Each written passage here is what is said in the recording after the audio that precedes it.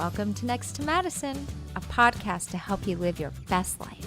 Welcome back to another episode of Next to Madison. I am your host, Madison Malloy, and on today's episode, I am sitting down with author, speaker, entrepreneur, humanitarian activist. This guy does it all. Halim Flowers spent 22 years in prison.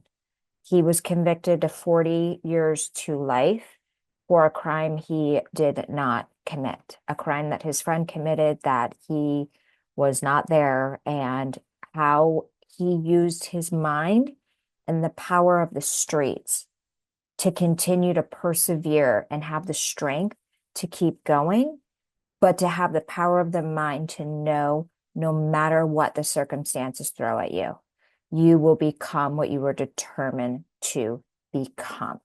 His journey is unbelievable. When I asked him about success, his answer will shock you. You do not want to miss this episode.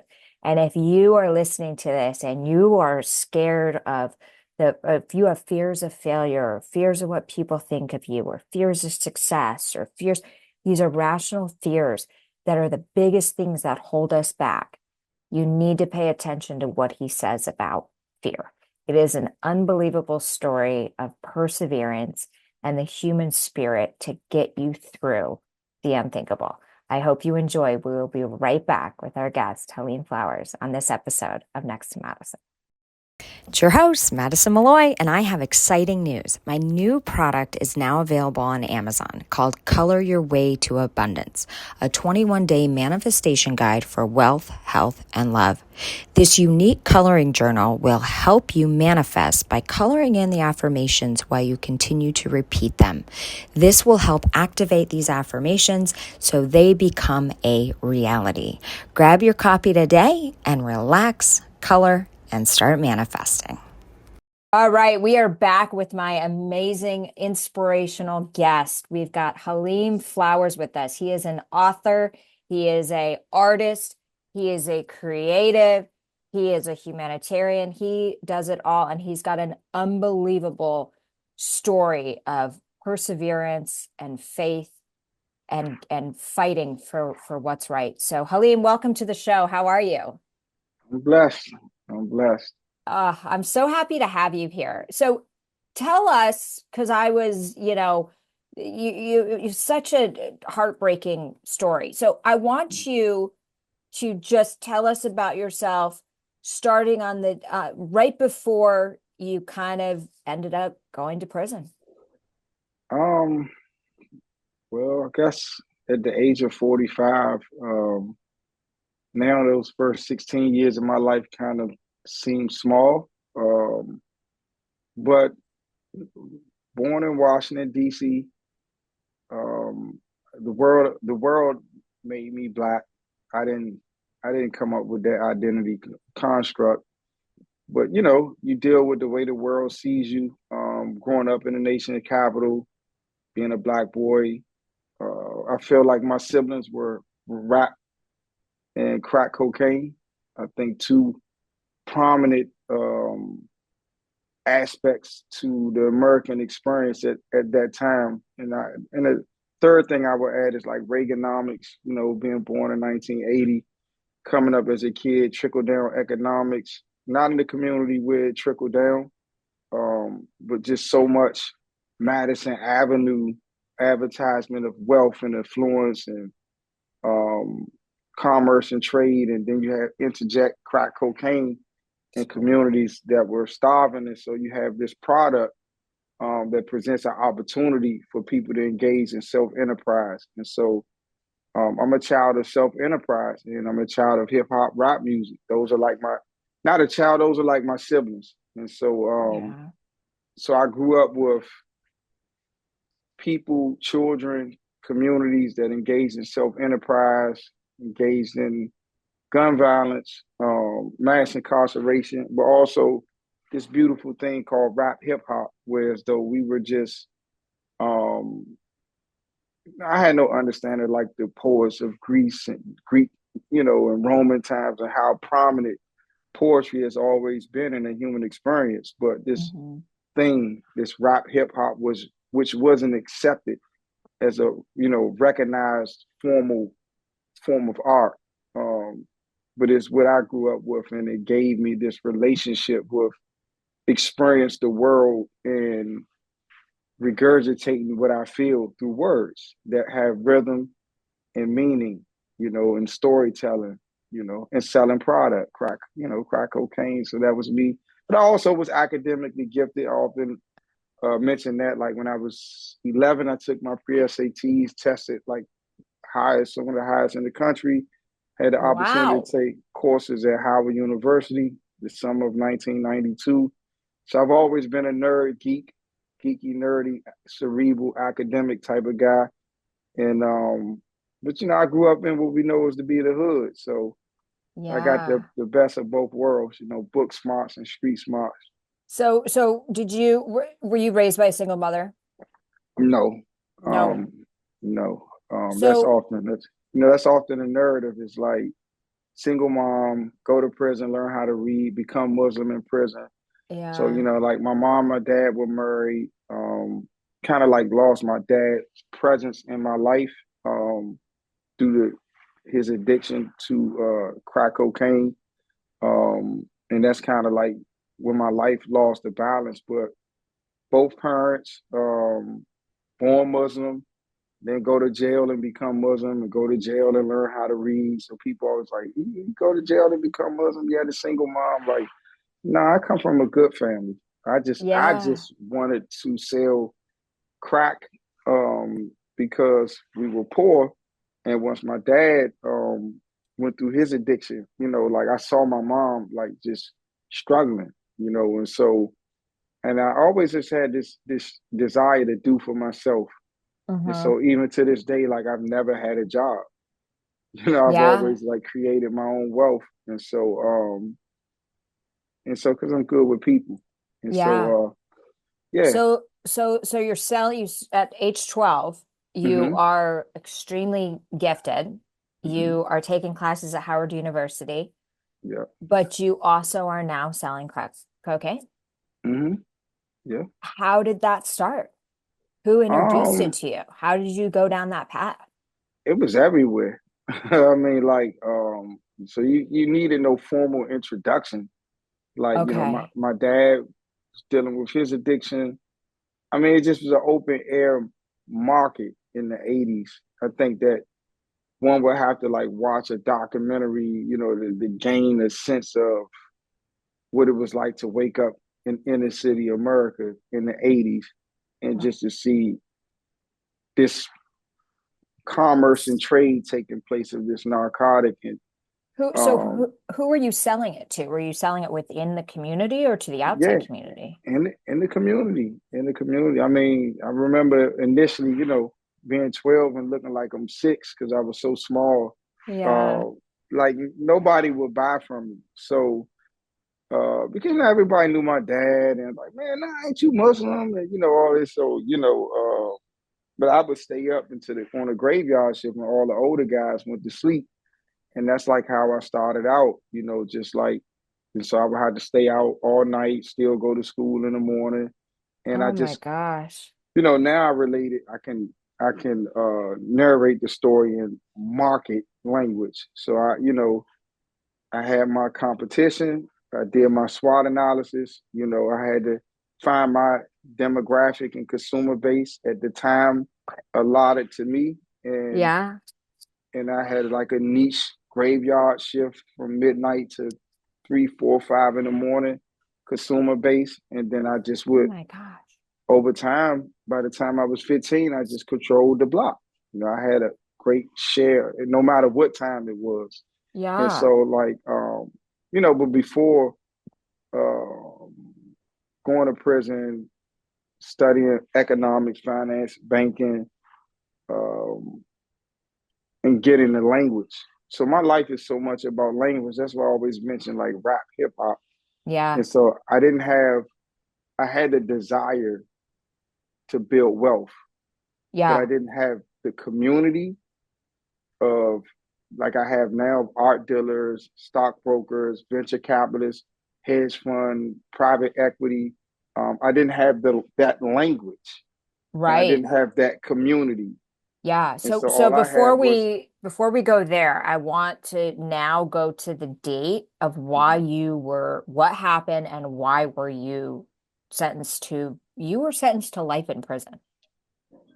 put my phone on do not disturb. Apologize for that. And so, So I'm just gonna restart that so I can edit it out. So mhm, let's go to that fateful day mhm, where what happened that you were sentenced to life in prison? Something serious happened. Tell us about mhm. that.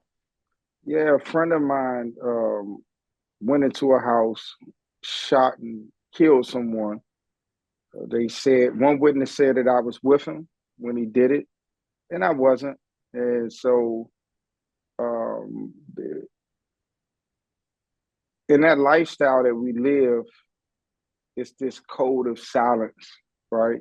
Yeah. And so, so many of us, I think, like people who don't come from our community, it's hard for them to like to relate because it's like how could you be accused of this? But it's like me looking back at it, going back to language and community.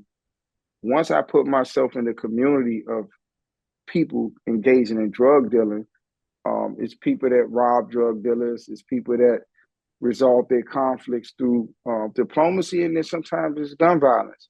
And so when you become a part of that community, you enter this agreement to engage in this lifestyle. And for me, I didn't have the language at that time of like accountability.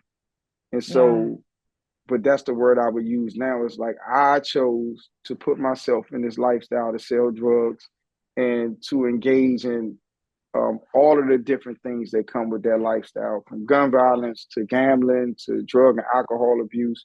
And even though my friend did shoot and kill that person, and he was charged as being the shooter, I was charged as being an aider and abetter, meaning that they said that under the felony murder doctrine, which I didn't know of at that time, they said that when I entered the premises with him, which I didn't, um, that I intended to commit a felony.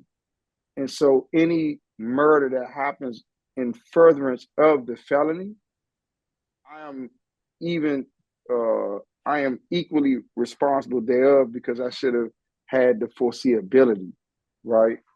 And so I wasn't with him when he did that, and I always maintained that. I like have no incentive to lie.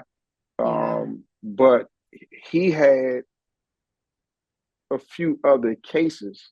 Yeah. And so he was 16 too and charged as an adult also, but he had a couple of murders. He had a few murder cases and some other cases. And so Oh my every God. time it would come time for us to go to trial, and Kim Kardashian ended up helping him get out. He's out now doing great.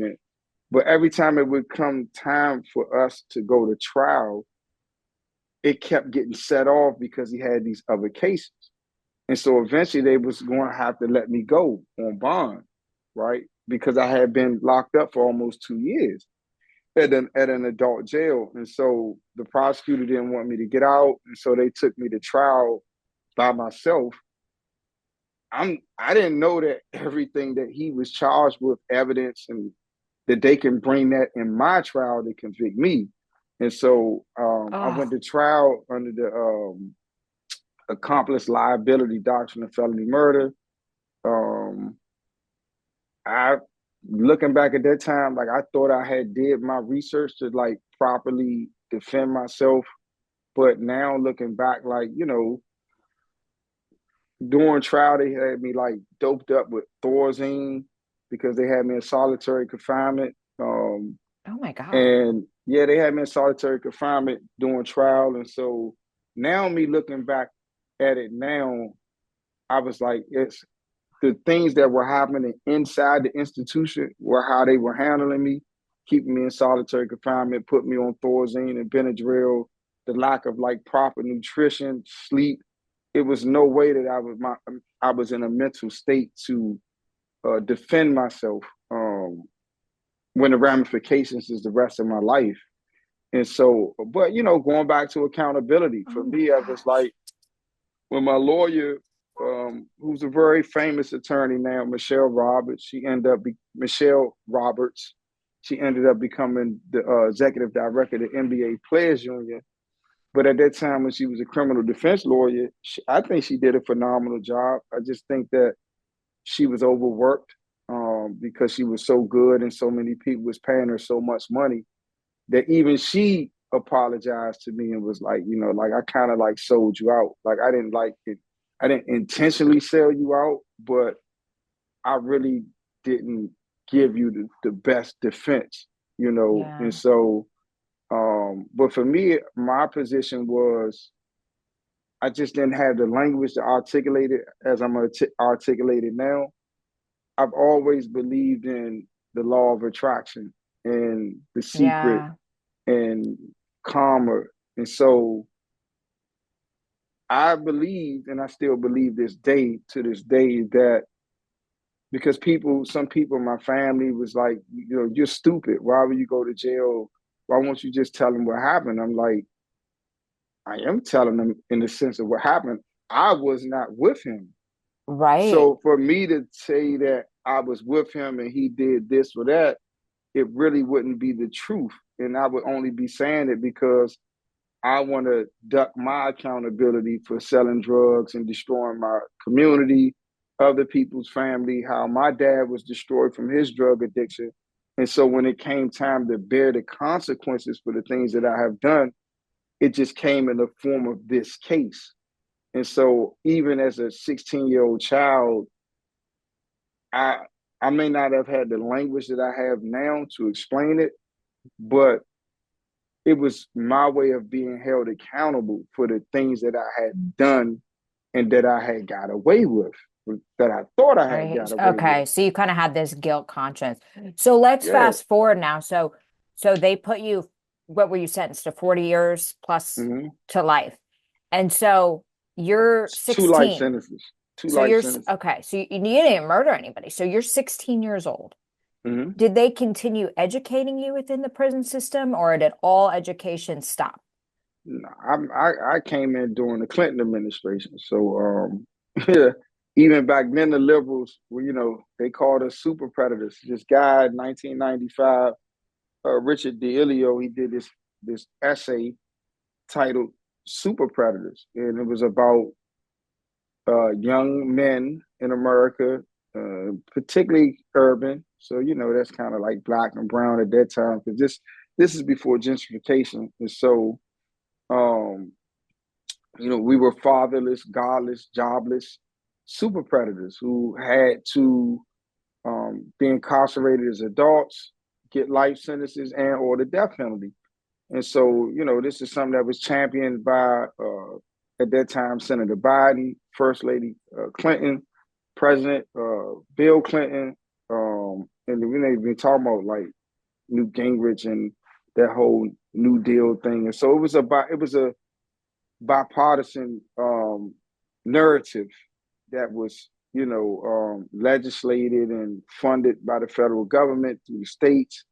And so, I came in during the Clinton time. And so if you came in during that time in the prison system, they would let you know at the door, like, we're not about rehabilitation. We're Yeah. about warehousing, Yeah. right? And so even though I was a juvenile, like I was in an adult prison, we had no access to education. Um, and this was before emails and tablets. And so I didn't get my GED until I was like maybe 19, 20, when I was in a state prison in Virginia. And us being incarcerated people from the District of Columbia, not being a state as other people and not having the, rights, which is a big thing in the news right now about the 14th Amendment. So if you're born in a state, you have like 14th Amendment rights. I'm born in Washington, D.C., so I'm like Fifth Amendment federal territory. And Yeah. so they contract us to state and federal prisons throughout the country. And so like, and we'll get into that later on, but like no access to anything, no cognitive therapy, no Yeah. education, nothing. So you are now You were successful, you were articulate, you were well spoken, you were not angry. We'll get into that. How, when you're in prison, how did you find the strength to keep going and use your mind to know, because you're hearing that you're spending your whole life here. So what gave you the drive to motivate yourself to move forward if this was potentially going to be your entire life?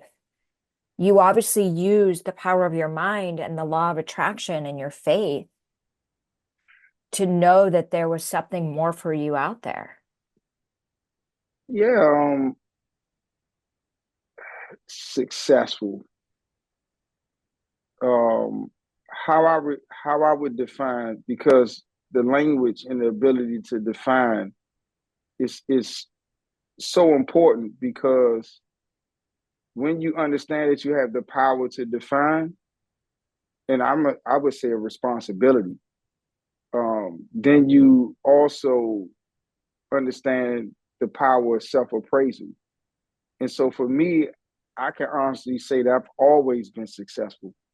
Anything that I've ever wanted to do, like, I've always been great at it. And so whether it was, doing freestyle rapping as a kid, or test taking in academics, or boxing, basketball, whatever it was that I really like set my mind to, I've always been successful. And so for me, I never like followed the rules though.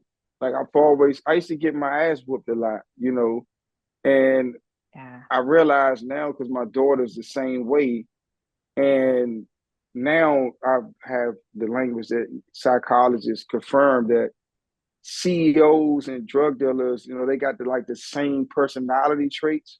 Really? And so it's not that we detest authority. So that's what I thought it was. But what it is that if it doesn't align with our reasoning and rationality, right, we don't have a proclivity towards the herd mentality. Yes. Right? And so we're not like easy to convince, even if you be like, well, you're an entrepreneur. I'm gonna whoop you with a belt. I'm gonna whoop you with an extension cord. I'm gonna make you stand in the corner on timeout. I'm gonna take your game. I'm gonna take your freedom. I'm gonna take your life. That's not a deterrence for us. And so for me, I say all that to say is that when you ask that question, how I was able to maintain my composure and my humanity, I never listened to the government. I never listened to my parents. I've never listened to people. Like, all my life, people want me to be what they want me to be. And I've always had the audacity to be. And, people, my elders would, beat me, punish me. The government punished me, took my freedom, my liberties. But nonetheless, it's like, my story is about me always feeling that I'm successful, defining myself, having the audacity to do what I want to do, and the accountability to bear the consequences without trying to bring other people down, just to escape my consequences. That is so well said, and I love that. So here's the thing.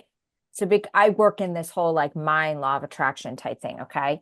And so the biggest thing is your self-image, your identity and your self-image. And you nailed it right there, because you said, no matter what my circumstances were, where I was, or what people thought I should do, I always saw myself as successful. So your self-image, because I tell people, if you want to make more money, if you want to do this, if you want, your self-image has to align to that goal. And you just always had this self-image, even though the 3D around you wasn't saying you're successful, you were successful in your own mind. And so in the 5D. So I love that, because I talk about the self-image and the identity all the time, and you just nailed it. You said, no matter what, my elders beating me, the government beating up on me, everybody against me, telling me I'm a failure, telling me I'm this, taking my liberties away, I was still successful. Yeah. So for me, it's like, it's amazing. And that is power of identity right there. And I didn't have the language of 5D. Yeah. Because I recently just came into contact with the Joe Dispenza curriculum.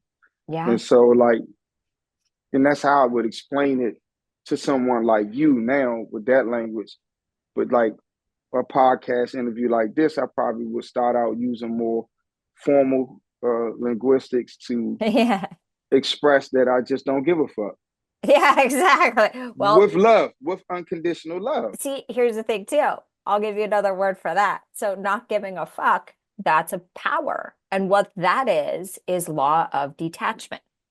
You With can't love. attach to anything, right? You have to be detached from the outcome from anything to bring it in. So that's another way of saying it. The law of attachment is I just don't give a fuck. And most I'm people not can understand. I love that. saying this wasn't I don't think it's a painful. bad thing. Of course. It wasn't difficult. Sitting in a cell because the conditions of prison are horrible to the human condition. And so, irregardless of how people feel about it, about accountability of people who commit crimes, whether guilty or innocent, every Right. society or individual has a perspective of how a human being should be treated. But for me, it was very inhumane. It was very painful, but it wasn't hopeless. And so for me, I realized like when you go to these public school institutions, you begin like not knowing anything, and then you learn like the hierarchy of how to be successful, and you master that. I was like, okay, this is rote knowledge, so I just got to have a good memory and be able to choose this multiple choice thing. Okay, that's easy for somebody that's a critical thinker. It's just memorization. It's rote. And so then you get into the streets and you start selling drugs, and it's like, oh, okay, you got to learn your prices, your weights, your supply, your demand, your consumer base, your time. Then you master that, and then people want to stick you up, and then you got to learn like gun violence because you got to learn how to protect your person and your property. You master the fear of that, you overcome that, and then now you're in prison as a child. So now you're like, okay, I'm dealing with facing the rest of my life in prison. I'm on this tier with other juvenile charged as adults in this adult jail, and all of us are facing the rest of our life in prison. So you're dealing with male toxic masculinity, with adolescent recklessness, and anxiety of like, damn, I may never get out, right? And peer influence. And so then you master that. And then when you master that, now you're in this adult prison. So you're 17, you're not even 18 yet. And so now I'm on the range or the tier with guys that had this in 1998. And so I'm on a range with guys that have been in prison since the 70s. Oh my God. You know what I'm saying? And so, and going back to the law of attraction, I don't have fear because the streets makes you fearless. You're going to come up in Washington, D.C. in the zip code where I Makes come up at sense. Yeah. and have fear, right? You master that. Yeah. At least I did as a kid. Like you had to come up Makes total fighting, sense. You live in what most people would consider like the scariest place ever. right? So And what can so, you be scared of? Because most people, the things that hold them back are the fear of failure, right, the fear of what people think, like and, irrational fears. But right, you face real fears. yeah. And I articulate that to Yeah. uh, my collectors now, who want to, learn my story. And I'm like, you know, you take for granted, okay, I was a kid, I went to school. When we come up at, you have to use strategic thinking, right? Military reconnaissance tactics just Yeah. to get to school and back from school safely. People might want to rob you for your Jordan sneakers, your starter coat, you're from this neighborhood, this block, and in order to get to your school, you got to go through this block or this project housing who got this intergenerational animosity and warfare with your neighborhood. And so whether you with it or not, you with it because you're from there And so you Yeah. have to strategically form these alliances with people who grew up in your community to navigate to and from school safely. And then when you get to school, Oh my schools are gosh. the architecture of schools are like prison, right? And Yeah. so now, when you inside the school, you got metal detectors and fights and, so, so by the time you get to prison, one of my favorite authors, a guy who's a prison author named George Jackson, he wrote a book called Solidaire Brothers in the 60s and 70s of his prison letters. But he says, growing up black as a black man, a black boy in America, the transition to prison only requires a minor psychic adjustment, right? Rather, it looms over the expectations of one future, like a Yeah. birthright. You know what I'm saying? And so it's like Washington, D.C. had the highest murder rate of any city in America at that time, and per capita, and it had the highest incarceration rate of any city in the world. Wow. Okay, so let's fast forward. So you said you have a daughter. How old's your daughter? Four. 4. Okay, so you had the daughter after you got Mm-hmm. out of prison. Okay. So how is it? Were there fights? Are people having sex in the prisons? Mm-hmm. So how did you protect yourself For me, from it's like, that? so I can honestly say, like, I've never seen anyone get raped. I've never seen, like, I've never seen with my eyes any Thank God. people engage in any form of sexual activity with one another in prison. I haven't seen it, and so I'm not saying it doesn't exist. Um, but how I survived is like, as soon as I went to prison, I wanted to get out of prison, and so when I had when I gathered the understanding that you can go to the law library, it was guys that got out of prison who had life, got out on their appeals. And so I said, well, I got two ways to get out. Either I'm going to get out on my appeal or I'm going to escape one day. And so that was my plan. My plan was to commit time to the law library and learn everything I could about the law so that I can litigate the appellate process to get relief, or maintain a disciplinary record that was as clean as possible so that I could get to the lowest security prison as I could and escape. Wow. Because I knew I wasn't going to die in prison. I never felt it. I'm like, I'm not dying in here. And so that was the mentorship that the old timers gave me when I came in. The old timers loved me because, listen, and I was smart. And so, and now I look back on it, it's like, oh, these guys had been in prison since they were 16, 17, 18. And now Oh, they were in their 30s and 40s. yeah. Their paternal instinct was coming out. So they're supposed to be in society raising their sons and daughters. And so when they meet a young guy like me, like I looked very young when I was 16. I don't know if you saw the documentary when I was 16. I looked like I was 12. Yeah. So when I went to the prison when I was 17, and my mom and dad would come see me, the guys' wives would be in the visitor hall crying and telling them, like, man, what is he doing down here with y'all? Like, don't let nobody do anything to him. Like, because I was bad as hell back then. I was crazy. So, but the women coming to see their husbands in prison, they're literally in the visitor hall crying, looking at Oh, me, right? Like, what the hell is he like? And so, and like I attracted great men, before the Clinton administration repealed the Pell Grants for incarcerated people. Guys in the 60s, 70s, 80s, and early 90s before that administration, they had funds to get higher education in prison. So those guys had doctorate degrees.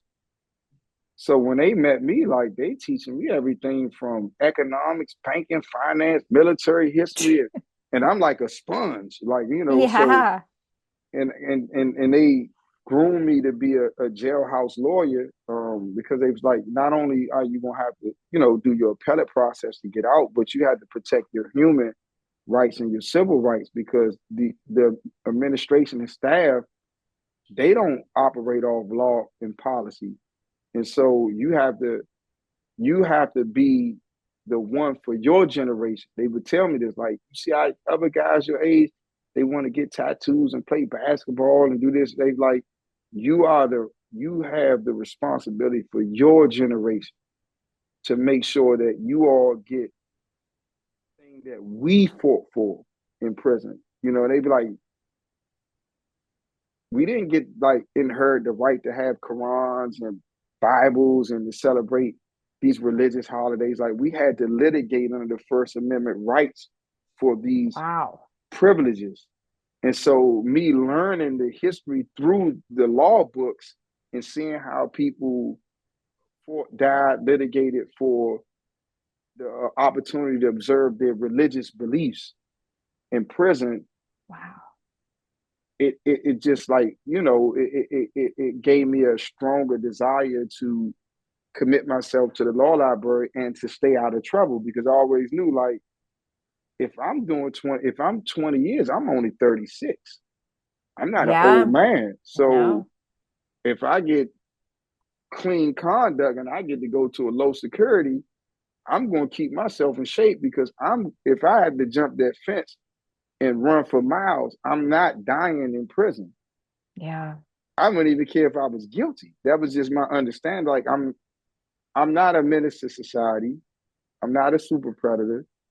I want to return back to society to contribute in a constructive way. And I'm not allowing anybody to convince me that I'm a lifer. And Yeah. that was and It anybody was who like did. the true mental strength. So, Yeah. so let's now fast forward to you get out of prison. Mhm. How do you acclimate back into society? That's got to be a huge challenge Mhm. for people that are used to this system to now have to be, welcomed back and adapt into society. Did people judge you saying, "Oh my gosh, no, you were in prison"? I'm like, how was that? I kind of like, I remember I read the biography of Steve Jobs by Walter Isaacson when I was in prison. I'm like, wow, we're kind of so similar, because they would say like he existed in his own illusionary world, right? Yeah. And so for me, I'd be like, I never had to reacclimate to society, because I never left it mentally. And so Wow. I You, was the that was my perspective. Like, yeah. I read the Wall Street Journal every day. Um, I read the Kiplinger report. I read the Burns Finance News. I watched CNN and MSNBC and Fox News.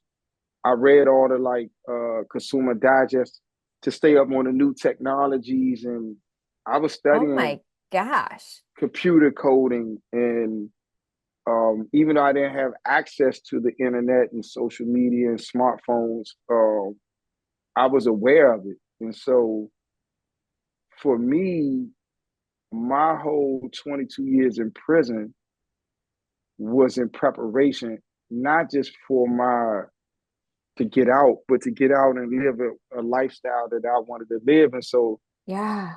that was the reason why I started the publishing company and published the 11 books when I was in prison, because What? I knew that I wanted to be a self-employed entrepreneur, self-enterprise. I wanted to change the product from drugs to a drug that was positive and legal and moral. And so the initial drug was literature. And so like my books like Be Great Wow. Wherever You Are, Time, How to Do It, Not Let It Do You, What Our Fathers Never Told Us, Mind Over Matter.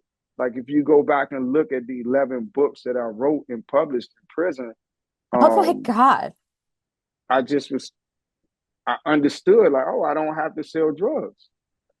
I can sell me.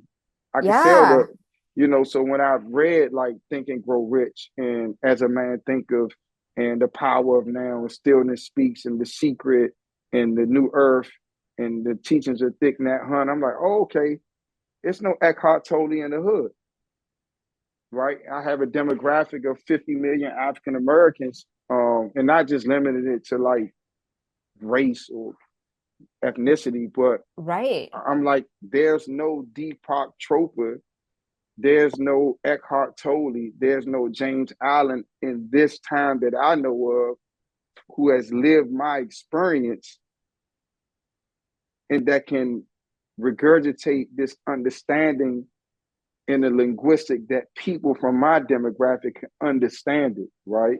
Because Yeah. language, it always goes back to language. And so for me, it's like these teachings and these books have impacted my life so much, from P.T. Barnum to Napoleon Hill to John C. Maxwell.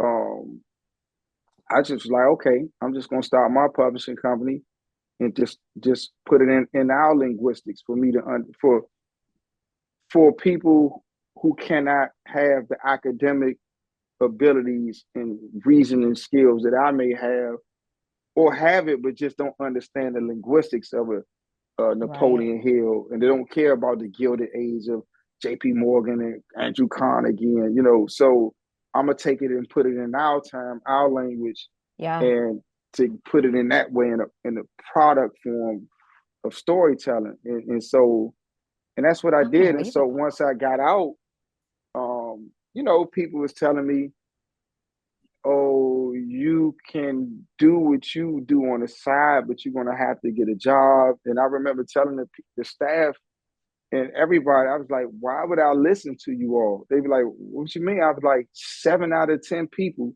it's as horrific and inhumane prison is in America. 7 out of 10 people come back with a new charge in 1 to 3 years of leaving. So I'm Wow. never going to listen to you all. You have an invested interest in me coming back, right? And I'm never going to listen to you all because even though you have the intention for me to be successful, you haven't figured out in society a way to keep 7 out of 10 people from coming back. So I'm going to create my own Wow. curriculum, my own blueprint, right?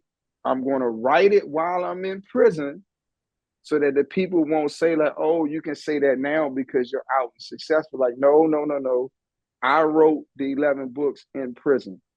Oh So my everything that I'm God. doing now, so when I'm writing Mind Over Matter in 2009 and you read the preface, I'm saying people are going to say that I'm being unrealistic because they're going to say, if Mind Over Matter is true, then why are you still in prison? I said, but it will come a day where I will not be in prison, Wow. right?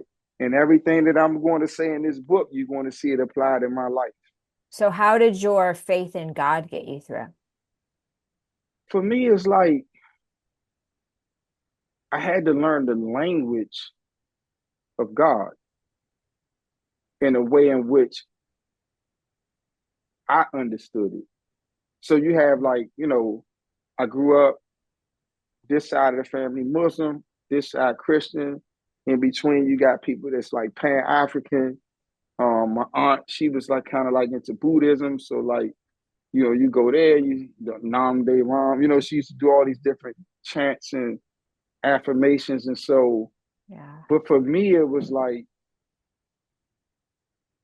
okay, I'm Muslim, but how do I relate to God? How do I relate to this concept? Is this just in a bargain? Like when I get into something, I need an exchange, I need a miracle, I need a favor. Yeah. And so for me, I just developed my own personal incongruence with the religious text and the scholarly understandings.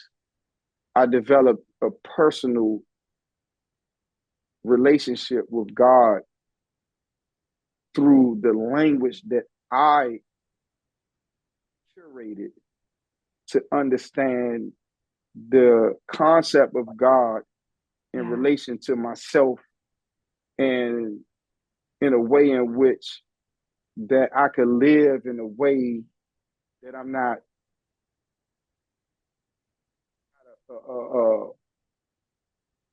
a relationship that I only contact this entity when I want something, when I And need help. Yeah, that's the Right? key. Yeah.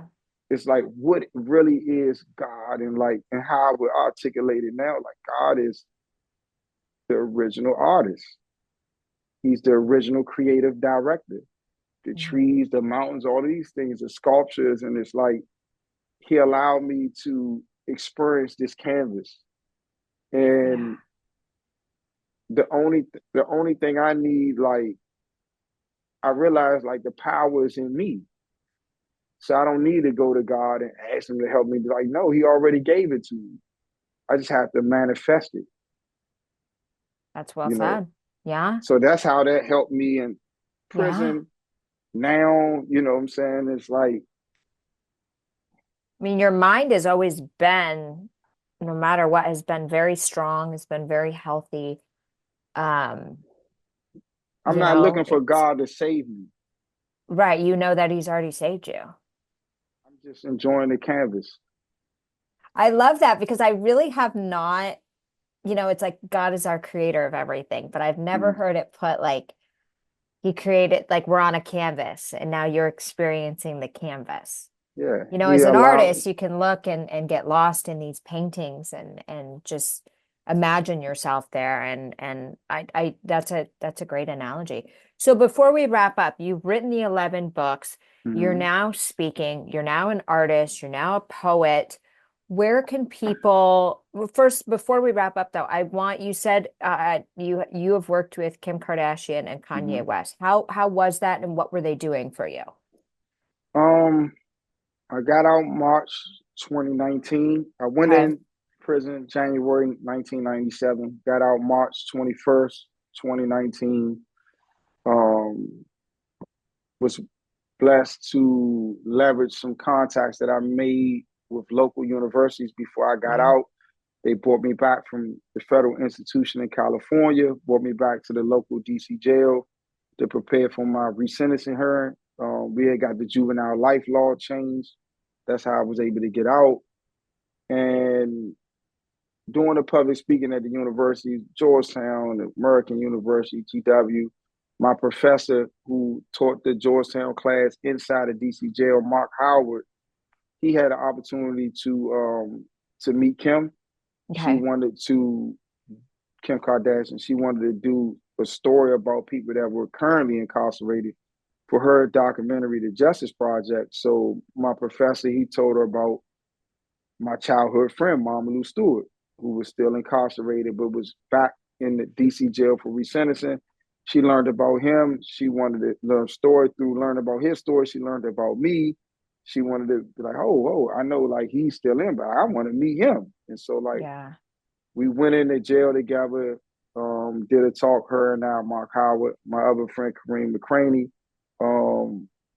She met Mama Lou. She advocated for him. She helped him get out.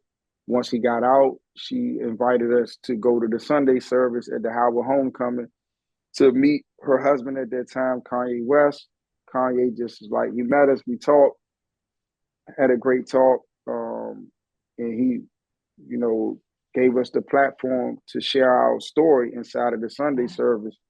Wow. That was a great experience. Kim she's a cool, anybody that know her in media, like Kim just cool. People are people.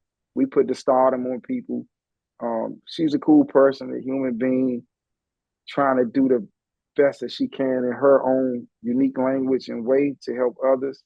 I think that's dope because I don't believe that people have to give back. Some other people believe that. I think philanthropy is a choice. It's not an obligation. And so anyone who does it, from a genuine space, or even if it's not genuine, that's their choice. I find her to be genuine, and I'm not biased because she helped my friend. Like, I'm a good reader of people. Right. So I be a good person. That's amazing. So where do people find, hear your speeches, buy your books, find your art? I mean, we're going to see so much more of you. And I'm so blessed and honored that you were able to come on my platform and share your story. So thank you so much. So tell us where we can find you. My name, Halim, Flowers, Flowers. I think like nowadays, just like put that joint in ChatGPT or DeepSeek. Yeah, God, yeah. Right. And I'm pretty sure to direct people or Google search, and so like that's my Instagram. And then from there, like just a Google search of my name, it'll take you to like my TED Talks, the art galleries that represent me, because we didn't get to that part of the story. Like I never painted until the quarantine. And so a lot of people just assume that like, oh, you was doing art in prison. I'm like, no, I never drew, I never sketched, I never picked up a paintbrush. I just started doing during the quarantine at the age of 40, and just people like the things that I paint, and I'm thankful. But like I'm represented by art galleries in New York, DC, Palm Beach, Atlanta, New Orleans, amazing. California, Paris, Dubai. I have a show coming up in Ibiza, Spain. Oh my God. May. It's just like how quickly you became and what quick. People would say success, but no, it wasn't quick. But you said you didn't become successful. You've always been successful. And that's the true message of the power of the mind.